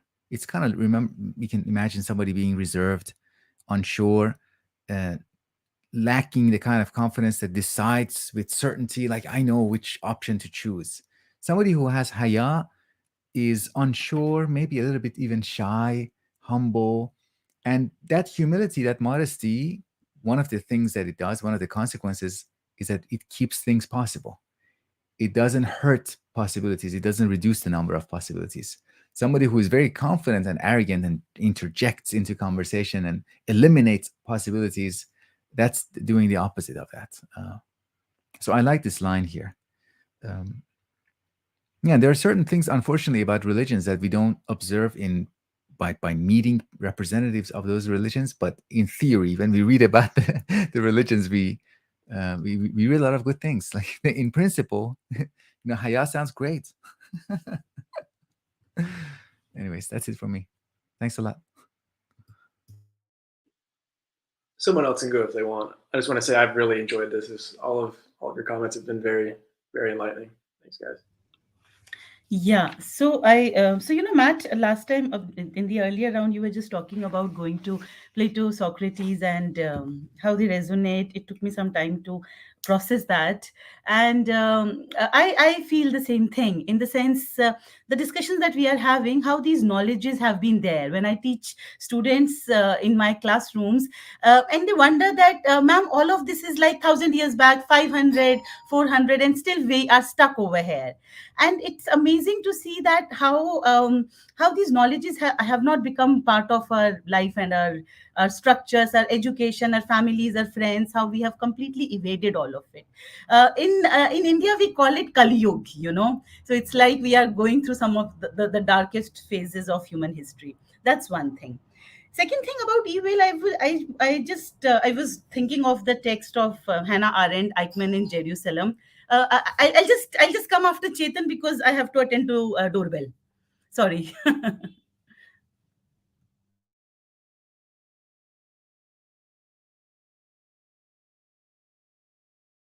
Even with Jyoti, we can think about the discussion of Nietzsche actually on good, his opposition of good and bad with good and evil in that sense. that where bad becomes something which we engage with, and evil becomes that which we completely admonish. And he says how evil only originated in modernity in that sense, and the idea of evil that you need to completely admonish. Bad is something you actually engage with, struggle with, Yeah, just please go ahead. So I am back. Can I finish my thought? Sorry. Yeah. Finish your thought. Yeah. Jyoti, I was Uh, trying to finish your thought only. I was not saying okay. that. When we were discussing all of this, I still can't process evil, and but some of the rough thoughts that I had, it's not that the good can be found. There is a certain mutation in evil itself. We don't find a radical evil. Maybe if we find radical evil, maybe we find some hope also. And maybe Hannah Arendt gives us an answer when she's talking about banality of evil. Today, what we find is evil, which is about an incapacity to think, where evil can be found in these banal acts, bureaucratic acts, where we don't find a radicalness to it. Evil has also lost its force of being radical. Maybe if it is radical, maybe we find some hope, some creative force, some energy. But instead of that, we find a mutation of evil, not just the mutation of goodness. Yeah, that's it. Do you mean, sorry, Jyoti, do you mean like we need a supervillain in our time? Actually, I was thinking of Nietzsche, and I think when Nietzsche is talking about the active man and reactive man, and when you have this active man who is out there, violent, confronting his darkness, just being upfront, there is a truthfulness to that active man. When we talk of the reactive man, the resentiment and the resentments. Today we are not active. Today we are becoming reactive beings. Today the evil is sitting at the seat of resentments. So that's what I was thinking about. Very nice, Jyoti. Now we can read this paragraph over here, and actually I wanted some time actually, if we have, to go back to Daud's question, and maybe think through the question of modernity also, which we should at some point. How do we think through um, certain forms of knowledges in modernity? Because there is a certain clear tension between these two things, which I think Daud was raising initially, that at some point you would have to confront the very problem of the current context. But there's a line over here which is very important, I think, on page number 25. We can read it from. I'm reading the whole section over here. Uh, all all sorts of movements can be discerned on any given concentric circle. I mean, you can read it from. Uh, or between the various circles, the ultimate significance of which can only be judged in terms of changing relationship with the center. But this much is relatively clear. The precedent attributes of God display their properties ever more clearly as one moves towards the center. So as one moves to the center, the characteristics of God becomes more clear to us. While the secondary and subsidiary attributes become stronger as one moves toward the periphery. Where is mercy with being, light, knowledge, unity? Where is that with non existence, darkness, ignorance, multiplicity, dispersion? The dispersive movement toward the periphery is a positive creative force. Without it, light would not shine and the cosmos would not come into existence. The divine attributes manifest themselves in an undifferentiated mode, visual, at the level of the intense light of the angels and in a boundlessly differentiated mode at the level of the sensory cosmos in its full spatial and temporal existence.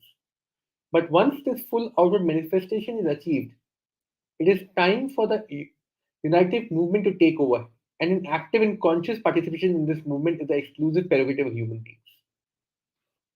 One can see, that insight already being there. That when we move towards the periphery, when we move towards the periphery, we should not we forget that it holds a very genuine creative force to actually find yourself back again in that sense. That movement towards the periphery cannot itself be thought of as something which is which we need to get away from, and it's only one way movement that we need to seek. It's not as easy as that in that sense.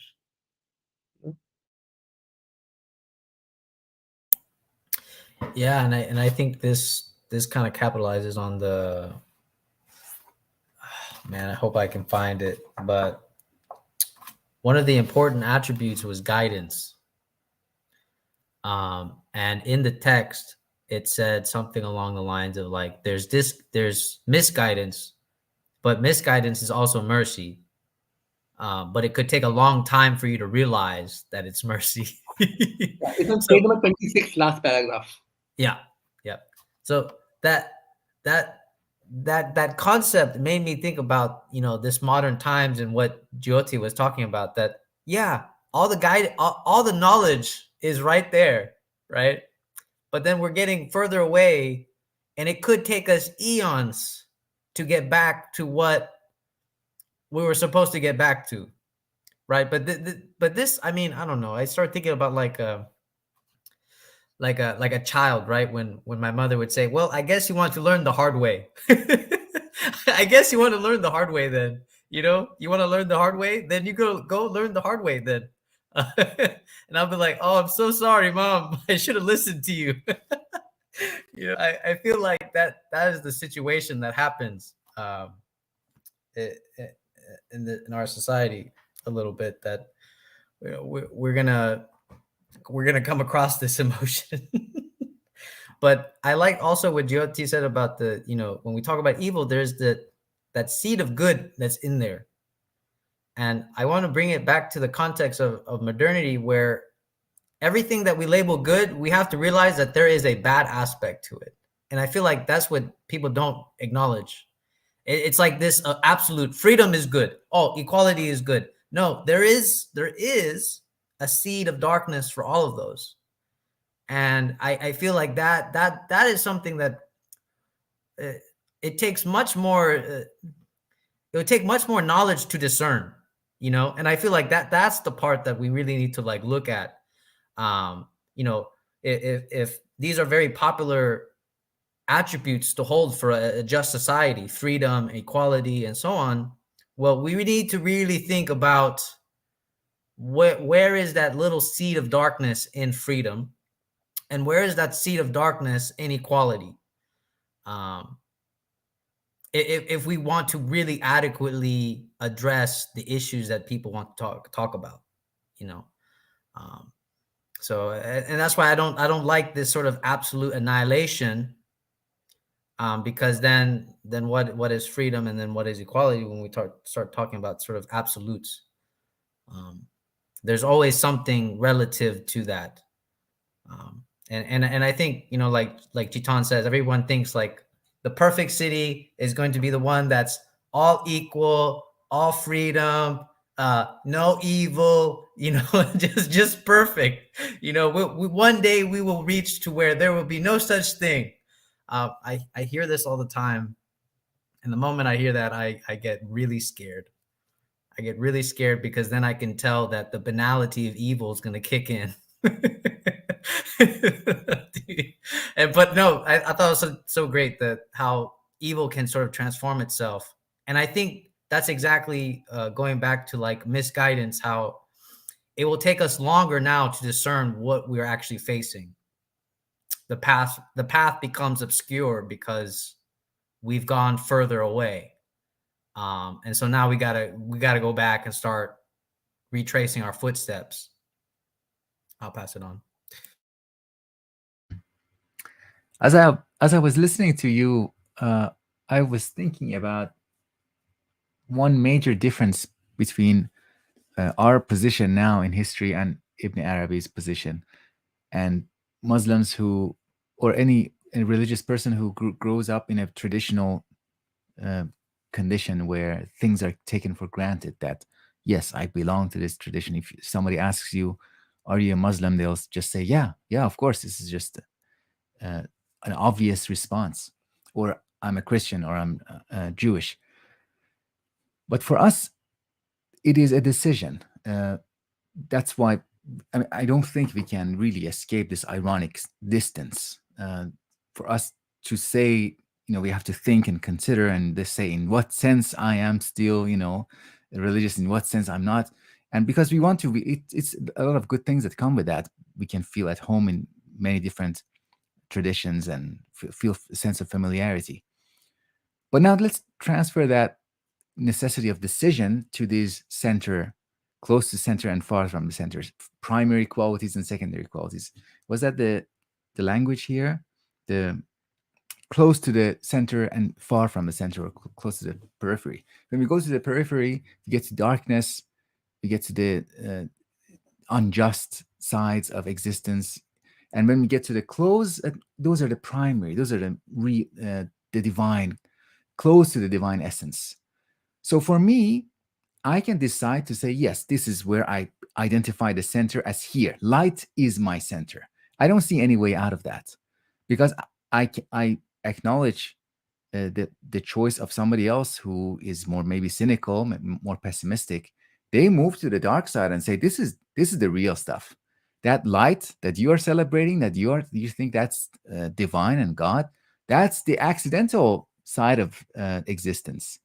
The real stuff is in the darkness, because the universe will die one day and it's over. So it is our position is, if we are moving in the direction of Sufism, in the direction of this, if you're entertaining it, its ontology, its way of looking, what we can do is to recognize this decision that, okay, people in this tradition have looked at different qualities and they have chosen. This is the way it seems to me, that a choice was made, and then it's hiding. That choice was hiding initially within the tradition. It was not presented as a choice, a decision. It was presented as, this is how state of affairs are, and we are just describing it. And in that status, I think it can apply. We can find its relevance to our lives and say, yeah, as a decision, it is valid. It can come to our lives and be applied, be a lens through which we look at situations, and light and darkness as intermingled, but also one of them is primary. The other one is more incidental. Yeah, that's it. I wonder what you think about, what you all think about that.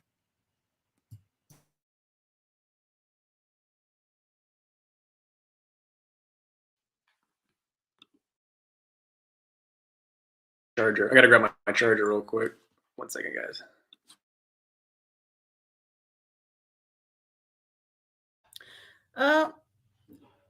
I need little time to think about this lightness and light and darkness. It's very important thing, though, that you're talking about.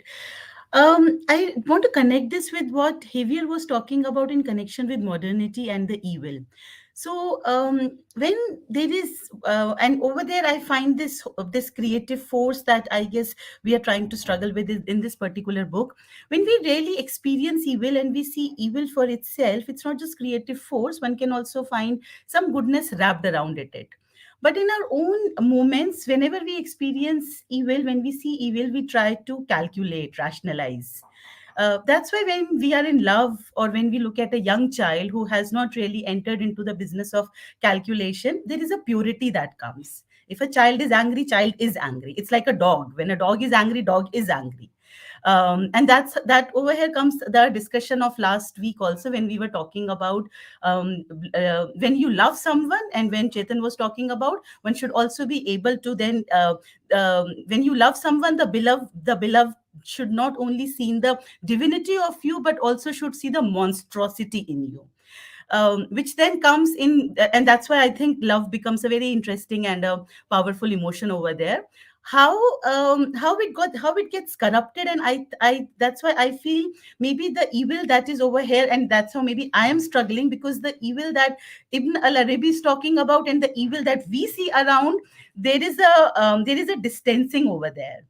Our evil has come to us after a lot of unnecessary calculation and rationality. It's the birth of modernity, and so it loses out the creative force, it loses out the energy, it loses out the goodness in it. For example, when I experience jealousy, it's so difficult for me to just say to myself also that okay, I am jealous, but we try to rationalize, we try to put all kinds of things over it, and so we are not able to evolve from there. And how these how it doesn't come to the being, we only intellectualize it, but it doesn't come to our being. So yeah, that's it. Matt, you want to go ahead? Oh, you can go ahead. Yeah. I remember Walter Benjamin actually having this, saying that only kind of relationship that doesn't end in violence is a non-contractual one in that sense. Any kind of contractual relationship is essentially violent in nature. You have to accept it. Wherever you actually are in that sense forming a contract, what Jyoti is talking calculation in that sense, where you're saying, you'll get this in exchange for this, and it is already put in, in the form of a contract. You already and you already grounding the values that exist between.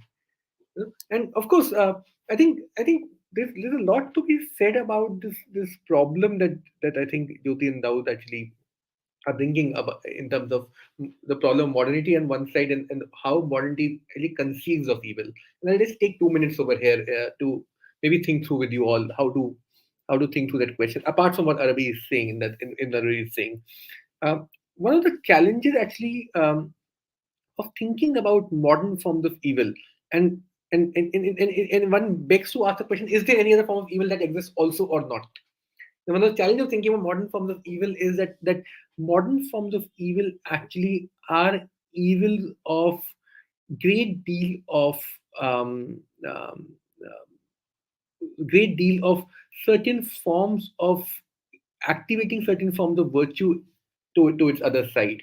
So in certain kind, you build certain kind of rationality to do the job of the evil substances. You are actually constantly trying to give it a covering of good, covering of in something. That is why it's so difficult to think through that problem, which is what Hannah Arendt and the active man of Nietzsche is again this problem of a man who developed a slick tongue, as Nietzsche would say it. You develop a slick tongue, you develop a crooked tongue. You keep on in some senses thinking about that. You convince yourself that you're doing some good, and in that process you are actually engaging with the greatest of evil within yourself. And I think Freud's question of superego actually comes down to something of that nature, which we can get into it to some degree. And if that is the question we are dealing with in something, when we're thinking of evil in our context, we need to add to this discussion to some degree the question of modernity itself, and modernity with all its greatness. And one of the things that I always tell people is that there is no way to go back from modernity anymore. Let's be honest about it. There is no going back. And when we think about modernity from that lens, one of the reasons that we are not able to find our roots in knowledge of this kind, because knowledge of this kind actually assumes a certain cultural context in which they developed. Modern man doesn't have that. Modern man actually is working across cultures, and sometimes without one also.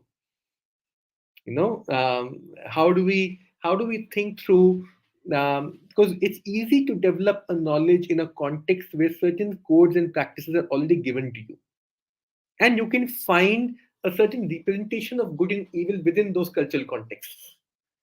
It is much more difficult to think of working in contexts where you do not have that problem of culture there already given. As Hannah Arendt would say, there's a collapse of culture into the social.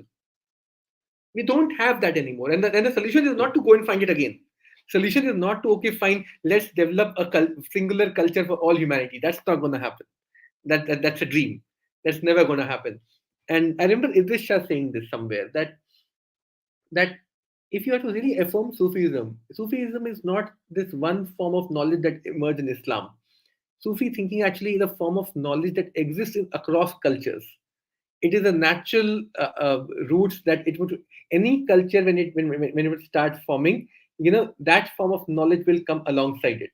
If you go and study any culture, any cultural practices to varying degrees, you will find the knowledge to transcend it existing within it itself. So it's not, and that is where some kind of and I think to some degree all authentic religions actually have that spirit built into them, where they are able to tell man that there is something other than the world you are, you know, surviving in. Because if you look at the earliest man was always built for survival in some senses.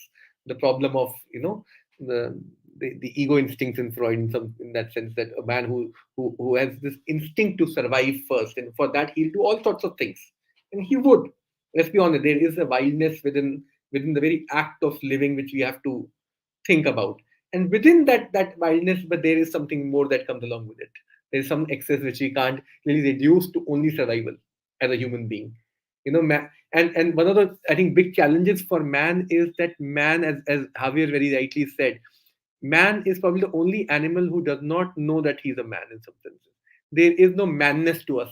There is no womanness to us in that sense. There is no humanness to us in that sense. That we cannot have this. That wolf knows he's a wolf. A tiger knows he's a tiger. He's already brought up within the context where he knows what does it mean to be a tiger. Man doesn't. And I think that condition reaches its peak in modernity. Till modernity, we still had something to say. When I'm brought up in a Hindu culture, somebody brought up in a Sikh culture, somebody brought up in a Muslim culture, there's still something to identify with. What does it mean to be a man? It means to be being a Muslim in this context, within this religion, within these practices are good, these practices are bad, and so on and so forth. Today, modernity is the peak point where we cannot have that reference anymore. And that is where the question of secularism and we have to trace the problem of evil now within this context of man. And I think that's a difficult task in some senses. I think, I think you like hitting on the points of what I was thinking, because Jyoti kind of alluded to it too. I've been thinking about the term empathy, because empathy acknowledges difference, protects difference, doesn't subsume difference. So it's not going to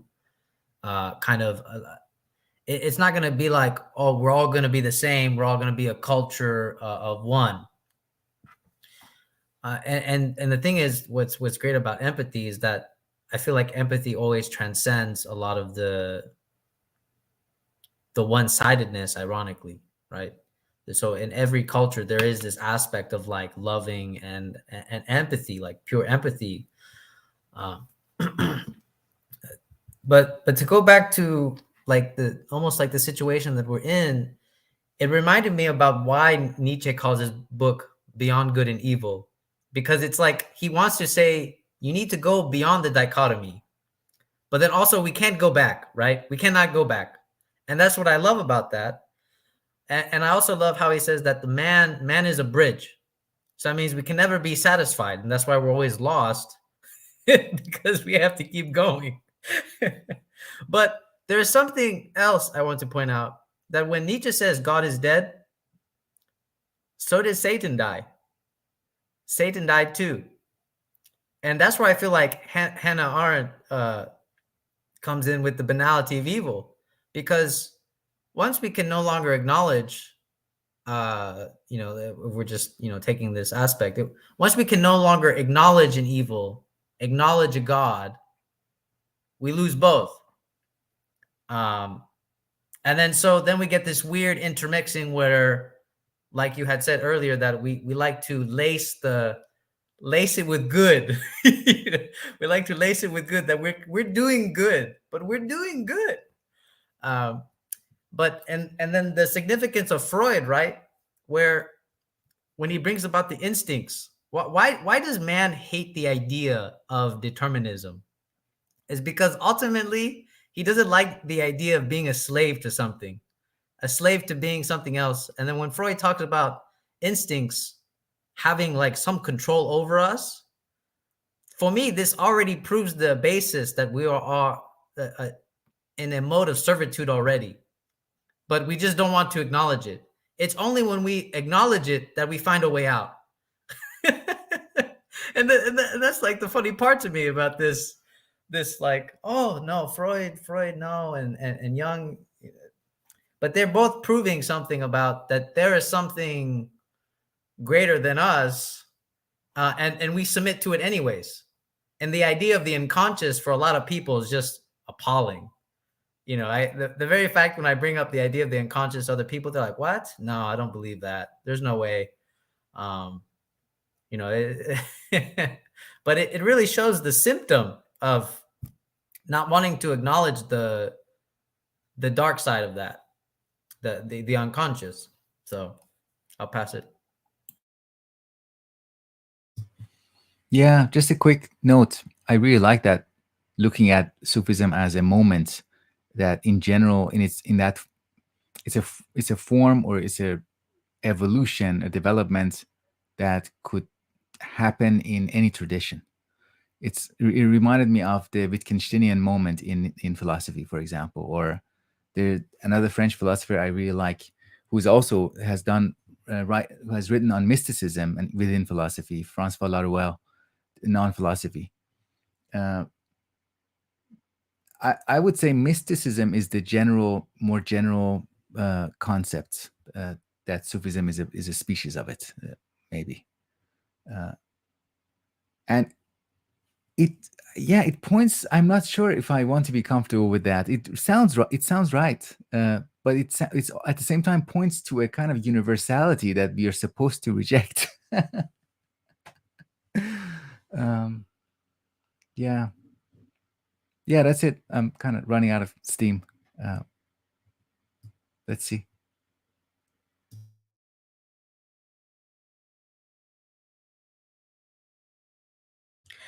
Just a quick note, in Hindu mythology. So mythologies are very interesting. So when we have these demons, it's interesting that demons are also divine. So the great mythological text of Ramayana, where you have Ram on one side and Ravana on the other side. Our generation got a very mutated version where you have to show Ravana so ugly that you can't really be attracted to Ravana.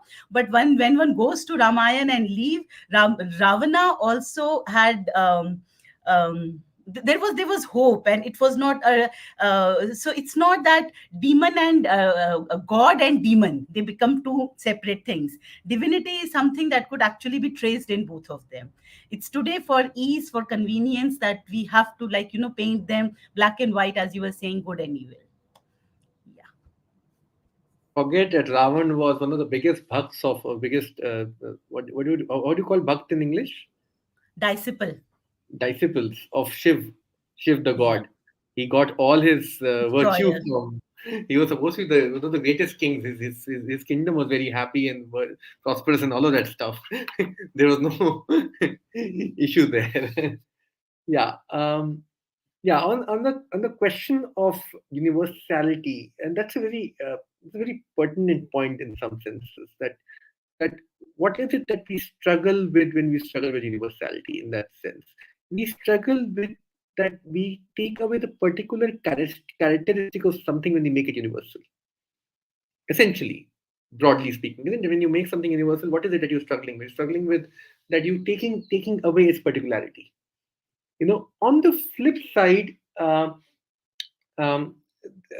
the emphasis upon the idea that some particular can only find its roots over here and nowhere else takes away the very relevance of that particularity itself. In some senses. For instance, I get up and I try and think of it in terms of that it's only I who have thought that that negation is this, or that this philosophical idea is this. And I think that it was only my job to do it. And whatever has come before me and after me, should stand apart from my in both those cases, something gets lost. There is some kind of a problematic that emerges over there, and that is what at stake in naming, in some sense. Is that how do we think about? And when you say God is in the form of a woman, and if you take Lacan seriously over there, and again, keeping my caution aside, if you take Lacan seriously over there, and you take his distinction between non-all, and all. The idea of the non-all, the idea being that all is something that can be universalized, but that universalization always has an exception built into it. That's the problem of the all. The universal has a problem that it always comes with exception. The non-all, on the other side, the feminine side, is the one that cannot have an exception, but at the same time it cannot be generalized. Can you just repeat that? That the feminine side, the non-all, is the particular without an exception. It doesn't have an exception. But at the same time, it cannot be generalized also. And the challenge is to find, and the challenge that Lacan was showing to us was that there's a failure on both the sides. There's a unique failure on each side. And when Gadli, I'm saying Gadli, in Arabi is asking to think of God in the form of woman. What he's saying is God without an exception, essentially. And it is that God which can then find a relationship with the all, the masculine in that sense. And that's where I think we need to be very, very, in some senses, and especially in the modern moment, and going back to the discussion of modernity actually throws up this challenge to us that it's very difficult to think of non-all for us in some senses, to find that relationship back with non-all. And that remains the question, that in what ways are we willing to think about this dynamics between the all and the non-all in some senses, this dynamics between the man and the woman, the dynamics of, and that I think that is what at stake when Daud was making that universal point, that we need to actualize that universality in a different way, and we need to think how we are, orienting towards. And I agree with Daud there that simply making universal is a problem. Simply make it universal means that you would always have an exception. You would always saying that there's an exception to it. But at the same time, simply saying that this is, only this particular means that you are not able to think of the non-all as something which is without its exceptions in that sense, which particularly has a relationship with all others. The idea of the God emerges from there in that sense. Arabi's idea of God in that sense, that particular without an exception, but which can actually have its origin in all things around us in some senses. The very idea of that being. Wonderful. I think, was it because I've been reading Alone with the Lone with Henry Corbin, and Henry Corbin actually points this out too with Ibn Arabi, about that for him, the female, the one that is feminine, is the one that embraces both aspects, passive and active. So I feel like when you say non-all, it is the encompassment of that, passive and active at the same time. And then he remarks by saying the masculine can only acquire one or the other, the either passive or active. So if we go back to Lacan shows how both those fail. Both those fail and they don't work. So that's a very good point. I think if there's any last comments, I'll let you guys talk, and then we'll close it off. No, I'm good. Thank you very much, everybody. I really enjoyed this session, as usual. Thank you, Javier, especially. Yeah. Thank you, Javier. Thank you, Daud. Thank you, Matt. Thank you. Happy to be here. Jyoti, you always bring like the good questions for me. Like I'm like, yeah, I didn't think about that. Evil having all this energy, bringing energy, yeah, and drama. That's great. Yeah. All right, I'll thank you guys for watching, and all right, see you guys later.